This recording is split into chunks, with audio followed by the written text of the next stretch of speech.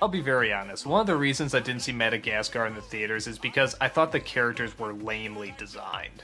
Maybe I was just too used to the Disney stuff, but I just thought they looked kinda cheap.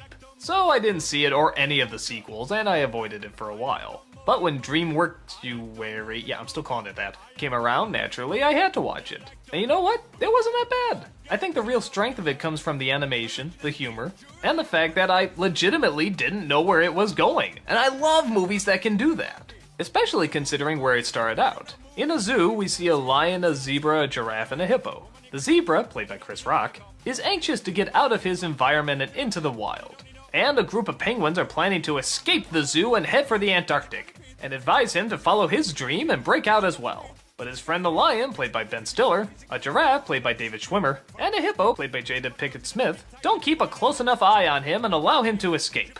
This forces them to try and hunt him down, which results in them getting captured, thrown in boxes, and accidentally ending up on a deserted island.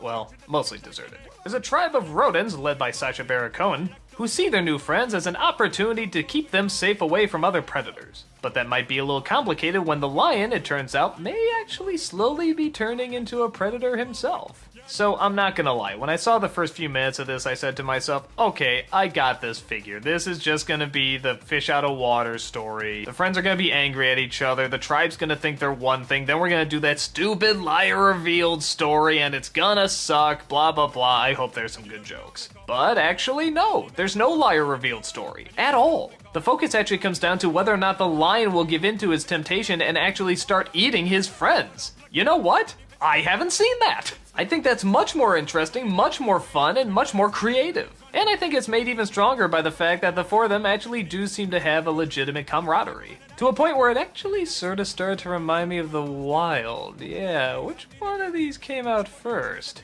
Is this another Bug's Life and Ants thing all over again? Well, anyway, the one thing this has over The Wild is the speed of the animation. I mean, there is just a lot of energy to it, and they're trying hard to make the comedy come from just the mere movement of them. And a good chunk of the time, it really works. The penguins are also a lot of fun, and as expected, they pretty much steal the show. Everything they do is sort of like ninjas or secret agents. I've seen both spin-off shorts and a spin-off series based on these characters, and you can definitely see why. They're very enjoyable. While I don't think Madagascar is anything fantastic, I will admit it did have me laughing a lot of the time. The story did sort of have me guessing, and it's definitely bright and colorful and has a lot of great stuff for kids. I think it's a pretty decent family flick. It's smart, it's funny, it's entertaining. I don't think it's a classic by any means, but I think it's a lot of fun. I'd say go see it, but judging by the number of sequels they've already made out of it, you've probably already had to. So you've already drawn your own conclusions. Me personally, I'm glad I saw it. And I'm surprisingly even looking forward to seeing the sequels. But only if there's more penguins. They like to move it, move it. You like to move it, move it. 3, 2, 1.